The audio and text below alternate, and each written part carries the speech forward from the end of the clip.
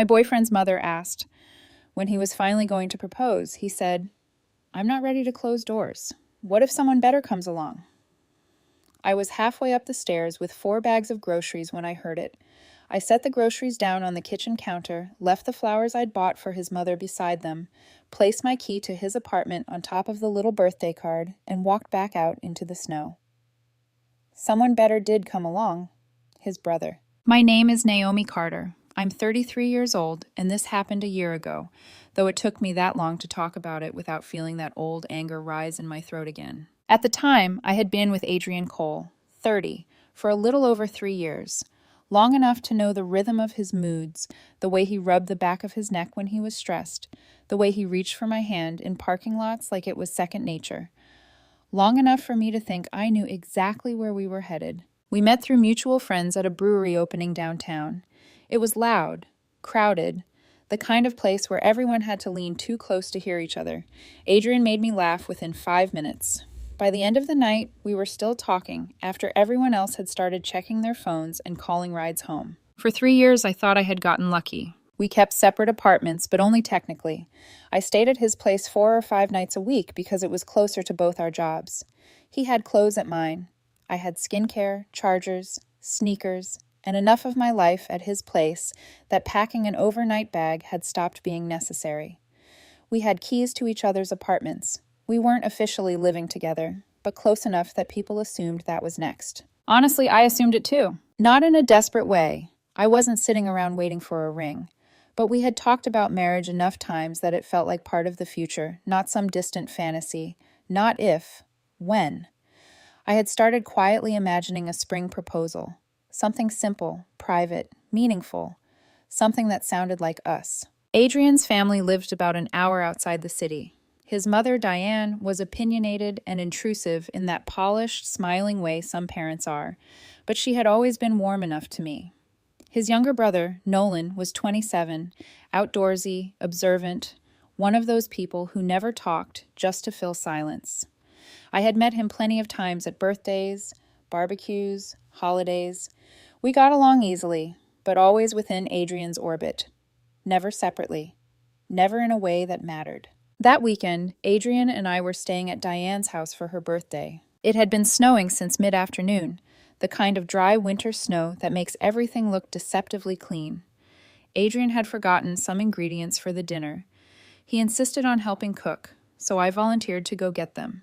I spent 40 minutes tracking down everything on his list, then grabbed a bouquet of white lilies for Diane because it felt rude to arrive empty-handed on her birthday after she had insisted on hosting. I remember standing in the checkout line with freezing fingers, looking at the flowers tucked beside the grocery bags, and feeling strangely happy. Domestic. Settled. Like I was already halfway inside the life I thought I was building with him. That was the part that hurt the most later. Not just what I heard. Who I had been 5 minutes before I heard it. Their house had a split-level entry through the garage. You came in through the side door, stepped up a short set of stairs, and the kitchen opened right into the living room. No real divider. No warning before voices reached you. I had just come in from the garage, arms loaded with bags cutting into my fingers, when I heard Diane's voice drift clearly from the living room. "So," she asked, in that falsely casual tone mothers use when they are about to ruin an evening, "when are you finally going to propose to Naomi? You've been together forever." I stopped halfway up the stairs. Not because I was sneaking, not because I was trying to spy. I just paused. I wanted to hear what he would say. Adrian gave a little sigh. "Mom, seriously, not this again." "What?" Diane said. "You're 30. She's good to you. She's stable, smart, beautiful, and frankly more patient than most women would be." I should have smiled hearing that. Maybe in another version of the story, I would have. Then Adrian laughed softly, not warmly, not fondly, more like he was trying to talk someone down from taking him too seriously. "Naomi's great," he said. I waited. Then came the sentence that hollowed me out so completely, I swear even the cold stopped registering. "I'm just not ready to close doors. What if someone better comes along?" I didn't move. I didn't breathe. The plastic handles bit deeper into my skin, but all I could really feel was that strange ringing in my ears, like my body had decided sound itself was too dangerous to keep letting in. Diane went quiet for a beat. Then, sharper now, she said, "That's an ugly thing to say, Adrian." "I'm not saying she's a backup," he said quickly. "Weren't you?" He kept talking, trying to clean it up, trying to soften what couldn't be softened. She's safe. She's dependable. I don't know. Sometimes I wonder if there's supposed to be more. More chemistry, more excitement, something that feels bigger. Safe. Dependable. I had spent 3 years loving a man who, when he thought I wasn't in the room, described me like a retirement plan. Diane sounded disgusted. You cannot keep a woman around because she makes sense on paper while you wait to see if lightning strikes somewhere else. He didn't answer right away. That silence told me more than anything else could have. I looked down at the flowers in my arm. White lilies wrapped in brown paper, snow still melting off the bags onto my boots. A stupid little birthday card tucked into the bouquet with Diane's name on it in my handwriting. And in one sickening instant, every conversation Adrian and I had ever had about the future rearranged itself in my head. All the times he said, "Let's not rush." All the times he smiled when friends got engaged but never once started a real conversation afterward. All the moments I had interpreted as caution, maturity, timing. Maybe they had never been that. Maybe he had simply been keeping me where I was useful. I walked the rest of the way up the stairs so quietly neither of them heard me at first. I set the grocery bags down on the kitchen counter one by one. The sound finally made them turn. Adrian's face changed instantly. Confusion first, then panic. "Naomi." I placed the flowers beside the bags. Then I took the key to his apartment off my separate ring and laid it gently on top of the birthday card. No yelling, no crying, no scene. I looked at him once, and if I said anything with my eyes, it was this: you don't get to explain your way out of being honest. Then I turned around, walked back down the stairs, out through the garage, and into the falling snow. By the time I reached my car, my hands were shaking so badly I had to grip the steering wheel for almost a full minute before I trusted myself to start it. I drove 20 minutes to a hotel off the highway, checked in without really seeing the receptionist's face, and sat on the edge of the bed in my coat, staring at nothing. My phone started going off before I had even taken my boots off. First Adrian, then again, then text after text. "Where did you go? Did you just leave? Naomi, answer me. This is not what you think. Please pick up." I let the calls pile up. Let the messages come in until the screen blurred. Then I texted back exactly once. "I heard what you said to your mother. We're done. I'll come by next week while you're at work and get the rest of my things." I stared at the message for a second before hitting send. After that, I muted him. Then I ordered room service I never touched, poured myself a drink from the tiny hotel bottle, and sat there in that overheated room trying to understand how 3 years of love could collapse into one sentence. Not because he cheated, not because he stopped loving me, but because the love I thought I had been standing on turned out to be conditional in a way I had never agreed to. I wasn't his future. I was his safe choice until something brighter came along. And once you hear yourself described that way, there is no going back to pretending you didn't. I woke up the next morning to silence. Not the peaceful kind, not the kind that resets you. The kind that feels like everything has already happened, and now all that's left is the fallout. For a few seconds, I forgot where I was. The unfamiliar ceiling. The stiff hotel sheets twisted around my legs, my coat still draped over the chair where I had dropped it. Then it hit again. The stairs. The sentence. The way he said it so casually. I reached for my phone. 37 missed calls. There were messages, too. Dozens of them. Long ones. Short ones. Some frantic, some pleading, some trying to sound calm and reasonable like that would somehow rewrite what I had heard. "You took it out of context. I didn't mean it like that. I was just trying to shut my mom up. Naomi, please talk to me." I scrolled through them without really reading. My chest felt hollow, like something important had been scooped out, and I hadn't realized how much space it took up until it was gone. Because here's the thing. If he had said, "I panicked," I might have believed him. If he had said, "I'm scared of commitment," I could have worked with that.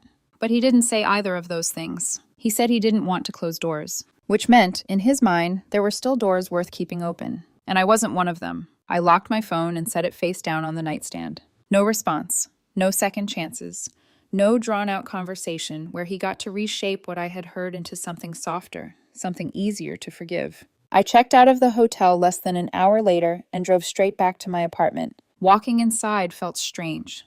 My sneakers still by the door, my half-read book on the couch, the faint scent of the candle I had burned 2 nights ago. Everything looked the same, but none of it felt like it belonged to the same person anymore. I made coffee out of habit, even though I didn't really want it.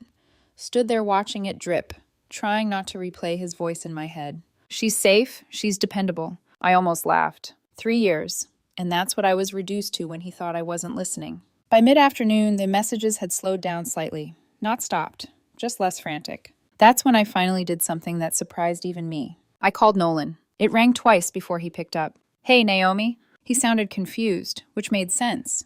I had never called him directly before. Not once in 3 years. "Hey," I said. My voice came out steadier than I expected.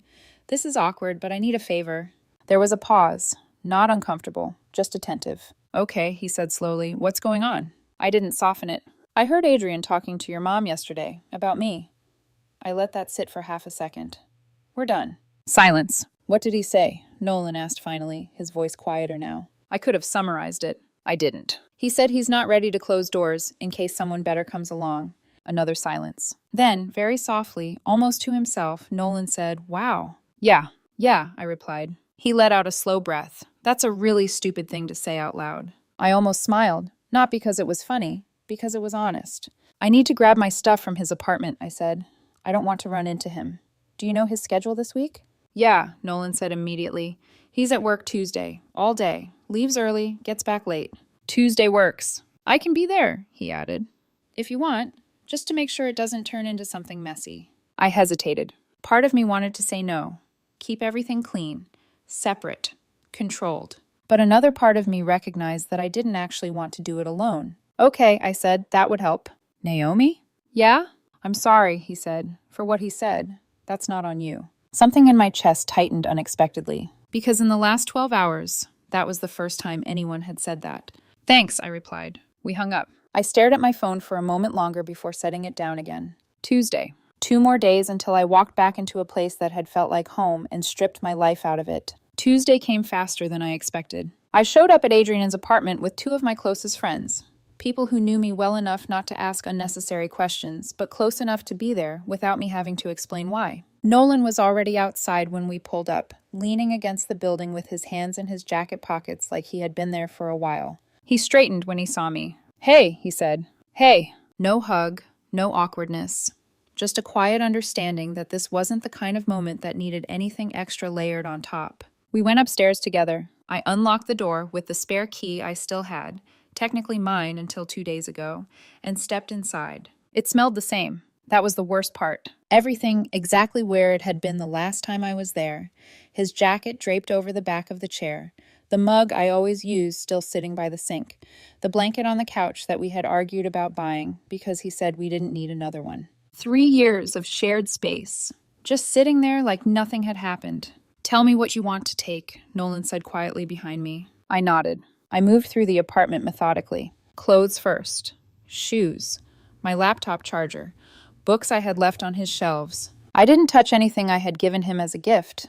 Not because I was being noble, because I didn't want any reason to come back. 1 trip, clean break. That was the goal. My friends packed boxes in silence.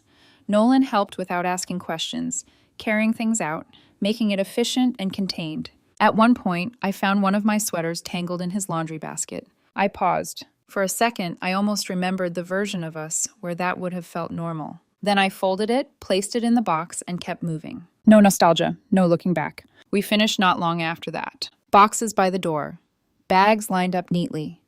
My entire presence in that apartment reduced to a few manageable stacks. I looked around one last time. Nothing pulled at me. No lingering attachment. Just clarity. "I think that's everything," I said. "Yeah," Nolan replied. We carried the last of it down to the car. When it was all loaded, I leaned against the trunk for a second, exhaling. Done. 3 years, packed into an afternoon. Nolan hesitated, then said, "Do you want to grab lunch? There's a place around the corner. Nothing fancy." I should have said no. Clean break. Go home. Process. But the truth was, I didn't want to sit alone with my thoughts just yet. "Yeah," I said. "Okay." We walked there together, sat across from each other in a small, quiet place that smelled like coffee and grilled bread. And for the first time since everything had fallen apart, I didn't feel like I was collapsing. We didn't talk about Adrian much, just enough to cover the obvious. Instead, we talked about hiking trails, books, music, the best terrible pizza in the city, normal things, easy things. And somewhere in the middle of that conversation, I realized something I hadn't expected. I felt seen, not as someone's safe option, not as a placeholder, just me, which at that moment felt like more than enough. If you had told me that day, sitting across from Nolan in that quiet cafe, hands wrapped around a cup of coffee I barely tasted, that he would become the center of my life in less than a year, I would have shut it down immediately. Not because I didn't like him, but because I understood exactly how it would look. Messy, complicated, questionable. The kind of situation people love to judge from the outside. So I didn't think that far ahead. I just showed up. The first few weeks after that lunch were careful. Deliberately so. We didn't text constantly. We didn't create anything that could be misread. We kept everything in group settings. Nolan invited me to a hike that weekend, said a few of his friends were going. Nothing intense, just a way to get out of the city. I almost said no. But I also knew what sitting alone in my apartment felt like, and I wasn't ready to go back to that just yet. So I said yes. The morning of the hike, it was still cold enough that your breath hung in the air. Nolan was already there when I arrived, leaning against his car, same as he had been outside Adrian's building that day. There was something consistent about him. Grounded. He waved when he saw me. No overreaction, no awkwardness. Just normal. That became our rhythm. One hike turned into another. Then a climbing session at the gym. Then a concert one of his friends had tickets for. Always with other people around. Always easy. Always just enough distance to keep things from tipping into something neither of us was ready to define. And yet something was shifting. I noticed it in small moments. The way he slowed his pace on a trail, so we ended up side by side without saying anything. The way he listened when I talked, like he wasn't waiting for his turn to respond. The way he didn't rush to fill silence. With Adrian, silence had always felt like something that needed to be managed. With Nolan, it felt comfortable. That difference stayed with me longer than I wanted to admit. Meanwhile, Adrian didn't disappear. Not even close. At first, it was messages again. Different tone this time. Less frantic, more strategic. Can we just talk? You're throwing this away over one comment. You know me better than that. I didn't respond. Then came the calls from numbers I didn't recognize. Blocked. Then emails. Long ones. Explaining. Justifying. Rewriting the narrative into something where he was misunderstood instead of exposed. I didn't reply to those either. The first time he showed up at my building, I was actually surprised it had taken him that long. Security called me. There's a man here asking for you, the doorman said.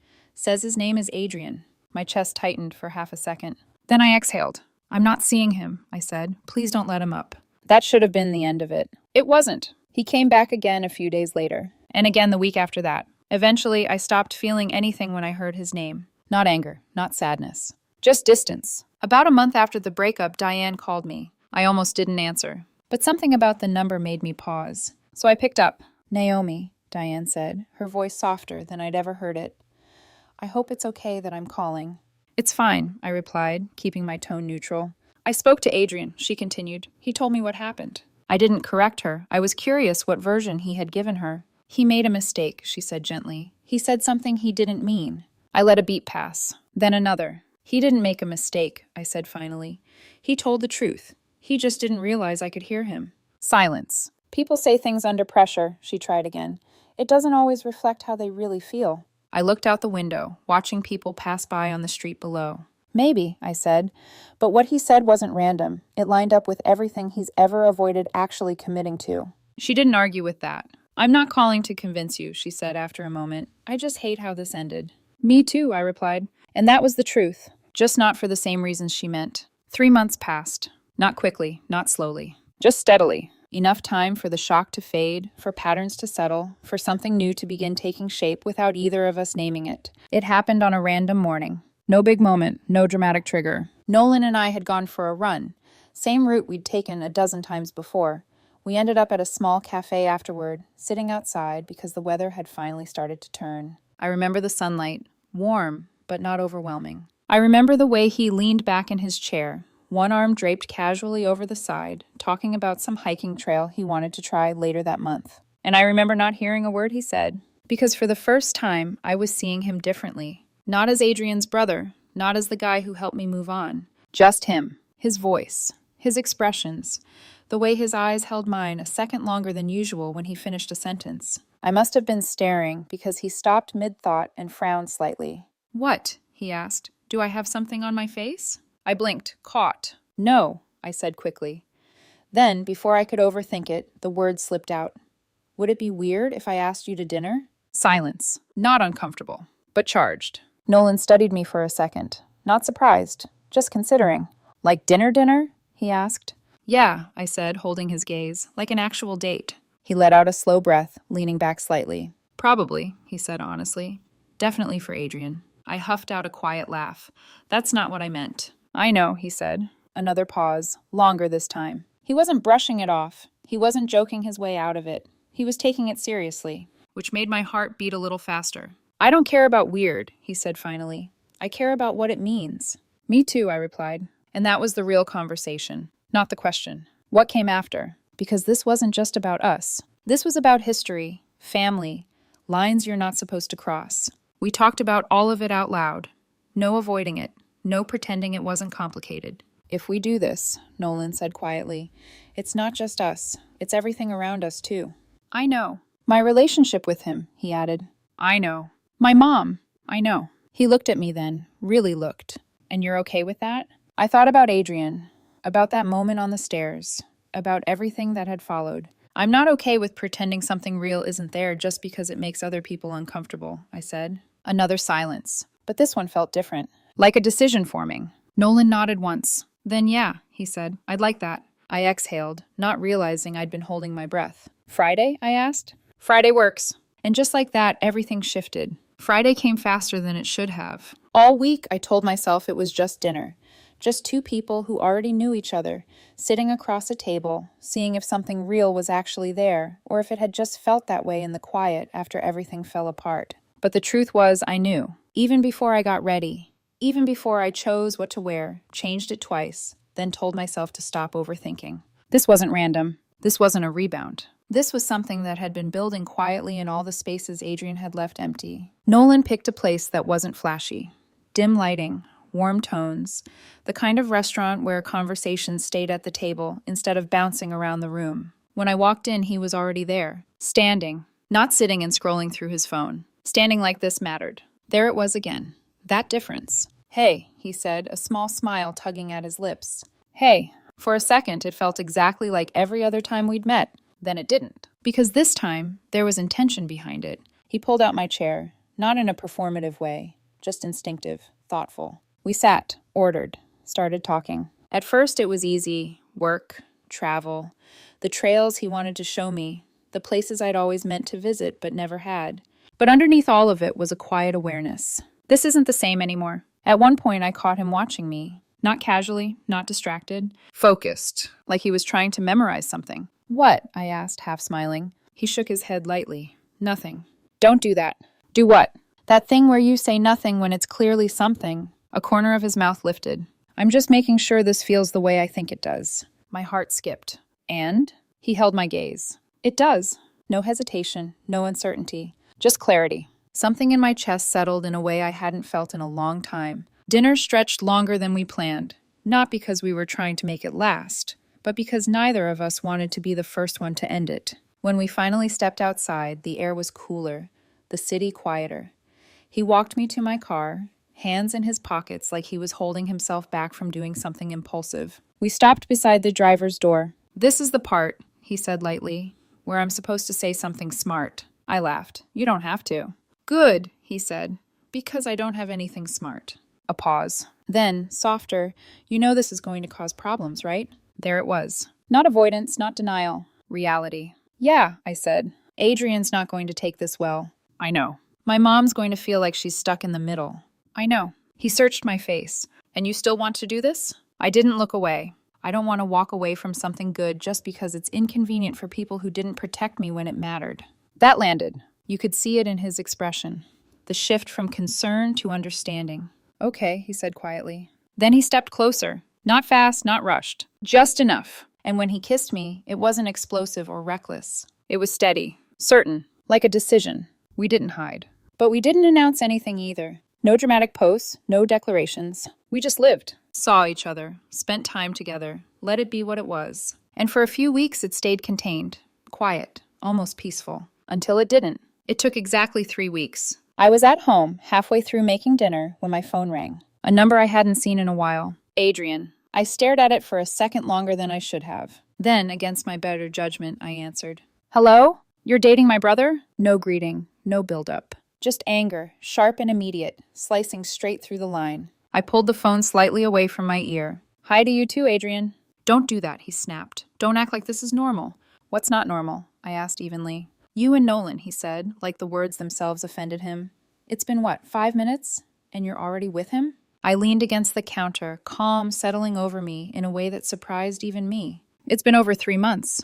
That's nothing, he shot back. 3 months after 3 years? And you go for my brother? You don't get to define what's nothing for me anymore. Silence. Then, more controlled now. This is a revenge thing. You're trying to hurt me. I almost laughed. Not everything is about you. Don't lie to me, Naomi. I'm not, I said. I like him. We get along. It's that simple. Bullshit. There it was again. That inability to see anything outside of himself. You're using him to get back at me. Or, I said, my voice dropping just slightly, I met someone who doesn't make me feel like an option. That hit hard. I could feel it through the silence on the other end. You're twisting what I said, he replied finally, but there was less certainty now. No, I said. You said exactly what you meant. You just didn't expect me to hear it. His breathing changed. Sharper, faster. Mom is furious, he said. Do you have any idea what you're doing to this family? I closed my eyes for a second, then opened them. You mean the family where you told your mother I wasn't enough, but you'd keep me around just in case? That's not what I... That is exactly what you said. Another silence. This one heavier. She's crying, Naomi, he pushed. You've put her in an impossible position. I didn't put her anywhere, I said. You did. The moment you decided I was optional. That was it. That was the line he couldn't cross back from. Because there was no argument against it. No clever spin. Just truth. His voice broke slightly when he spoke again. I made a mistake. For a split second, something flickered. Not forgiveness. Not even doubt. Just the memory of who I thought he was. But it passed. Fast. You didn't make a mistake, I said quietly. You told the truth when you thought I wasn't listening. Naomi, I'm hanging up now, I cut in. Please don't call me again. You're only with him to hurt me, he said louder now, desperate. I ended the call. Just like that. No hesitation, no second thought. The kitchen was silent again. The stove still on. The smell of something starting to burn. I turned it off, set the pan aside, and just stood there for a moment, breathing, letting the weight of that conversation settle. Then I reached for my phone again and called Nolan. He picked up on the second ring. Hey, he said, everything okay? I leaned against the counter, staring at nothing. He knows. A pause. Then, calm and steady. Yeah, I figured that was coming. I swallowed. He called me. Lost it. Same, he replied. About an hour ago. Of course he did. I let out a quiet breath. You okay? I asked. There was a slight shift in his tone. Yeah, he said, but it's about to get messy. He wasn't wrong. What happened next wasn't one explosion. It was a slow fracture. The kind that doesn't shatter everything at once, but spreads quietly through every connection until nothing sits the same way anymore. Adrian didn't just confront me. He went straight for Nolan. I found out later, but I could picture it without being there. The raised voice. The disbelief turning into anger. The way Adrian always leaned on outrage when he felt like he was losing control. You knew what she meant to me, he had said. Nolan didn't deny it. I know exactly what she meant to you, he replied. That's the problem. That was the moment everything between them broke. Not because Nolan chose me, but because he refused to pretend Adrian hadn't said what he said. And Adrian couldn't stand that. Diane called again. This time there was no soft tone, no careful phrasing. Naomi, she said, voice tight. What is going on? I didn't answer immediately, because there wasn't a version of this that sounded good when spoken out loud. I'm seeing Nolan, I said finally. A sharp inhale on the other end. You can't be serious. I am. That's your ex-boyfriend's brother. I'm aware. Do you understand what this is doing to my family? There it was again. That word, family, used like a shield, like a weight meant to press me back into place. I didn't do anything to your family, I said, keeping my voice steady. Adrian did, when he decided I wasn't someone he had to fully choose. That is not fair, she snapped. No, I agreed quietly. It isn't. Silence. Then, softer, this is going to destroy their relationship. I closed my eyes. Because that part wasn't easy to dismiss. I know, I said. And you're okay with that? No, I admitted. But I'm also not okay with pretending this isn't real just to keep everyone comfortable. She didn't respond right away. And when she finally did, her voice had lost some of its edge. I don't understand this, she said. Any of it. You don't have to, I replied. You just have to decide if you're willing to accept it. That ended the call. Not with resolution. Just a line drawn. The fallout spread exactly how we expected. Family dinners gone. Holidays split. Adrian refused to be in the same room as Nolan. Refused to acknowledge me. From what Nolan told me, it wasn't just anger. It was wounded pride. Because in Adrian's version of the story, I wasn't supposed to move on like this.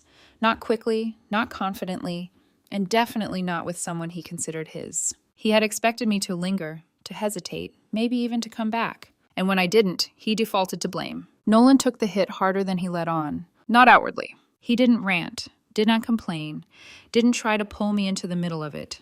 But I saw it. In the way he went quiet after certain phone calls. In the way he stared at nothing for a second too long when his brother's name came up. In the way he hesitated before answering messages from his mom. One night, we were sitting on my couch, not really watching the movie in front of us. "You can still walk away," he said suddenly. I turned to him. "From you?" "From all of this," he clarified. "The situation, the pressure, my family." I studied his face. He wasn't testing me. He wasn't pushing me away. He was giving me an out. Because he knew exactly what this was costing him. And he didn't want me to carry that weight if I didn't have to. "I'm not walking away from something good just because it's difficult," I said. His jaw tightened slightly. "That's not the only factor." "I know." "My relationship with him," he started. "I know," I repeated gently. That was the thing about Nolan. He didn't pretend this was easy. He didn't minimize the damage. He just chose anyway. Which made me choose too. "Let me ask you something," I said. "Okay. If I had never dated Adrian, if none of this history existed, would you still want this?" He didn't hesitate. "Yes." No pause, no doubt, no calculation. "Just truth." I nodded. "Then that's my answer too." Something in his expression shifted, not relief exactly, something deeper, like confirmation. He reached for my hand, lacing his fingers through mine. "Okay," he said quietly. And just like that, we stopped questioning whether it was worth it and started figuring out how to live with the consequences. The next few months weren't dramatic. No screaming matches, no public scenes, just absence. Adrian stopped showing up, stopped calling, stopped trying. Which ironically made everything feel more final than anything else he could have done. Diane stayed in contact with Nolan, carefully, strategically. She started with short phone calls, then occasional one-on-one lunches, avoiding my name and Adrian's like she was trying to rebuild something without acknowledging what had broken. Eventually, she asked to see both of us together. The first dinner was tense, not openly hostile, just heavy. Every sentence measured, every silence noticeable. But Diane tried. I'll give her that. She watched us, listened, not judging, not approving, just observing. At one point, she set her fork down and looked between us. "I don't understand how this happened," she said, honest, raw. "But I can see that you're good to each other." It wasn't acceptance. Not fully. But it was a start. Still, not everything smoothed over.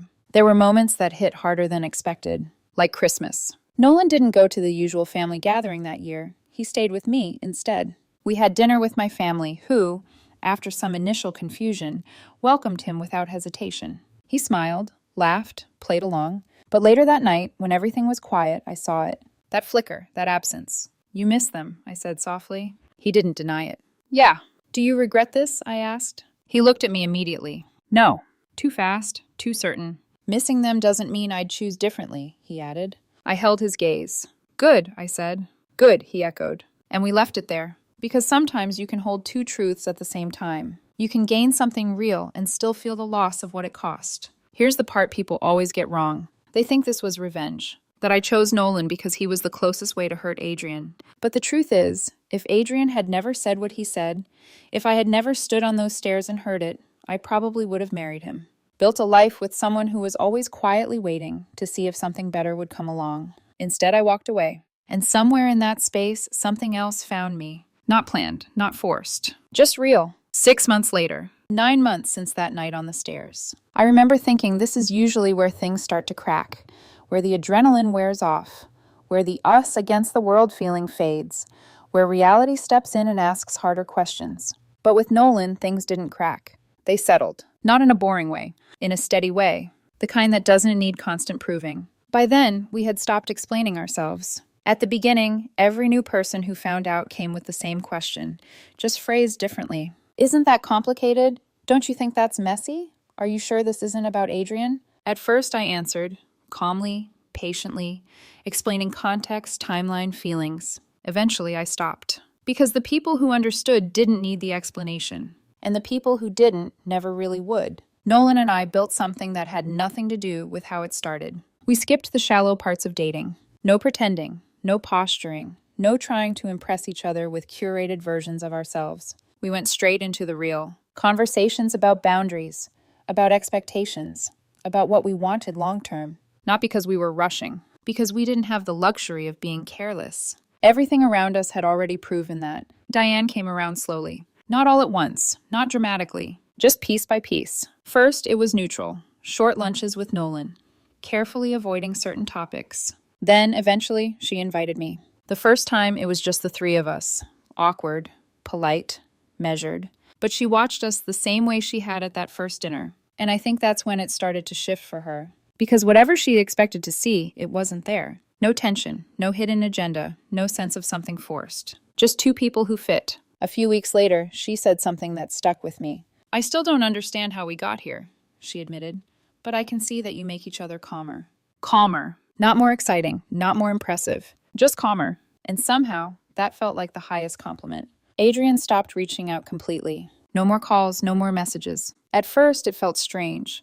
After months of constant attempts, the silence felt almost louder. But then it felt like peace. The last update we got about him came through someone else. He had moved to Seattle. New job, new circle, distance. It made sense. Some situations don't need resolution. They just need space. 9 months in, Nolan and I took a trip together. Yellowstone. His idea. My first time. His third. He had the entire thing planned before we even booked the tickets. Hiking routes, viewpoints, the exact time to catch sunrise without the crowds. I remember standing there one morning, watching steam rise off the ground, the sky just starting to shift from dark to gold. And for the first time in a long time, there was no what if in my head. No second guessing. No quiet comparison to something else. Just this is right. A year after everything happened, we moved in together. It wasn't rushed. We talked about it for weeks. Logistics, space, boundaries. Found a place that made sense for both of us. He got his home gym, I got my office. We built it together, intentionally. And then came the plot twist I didn't see coming. Adrian got engaged. I heard it from Diane. We were at dinner, the three of us, when she mentioned it casually, like she was testing the waters.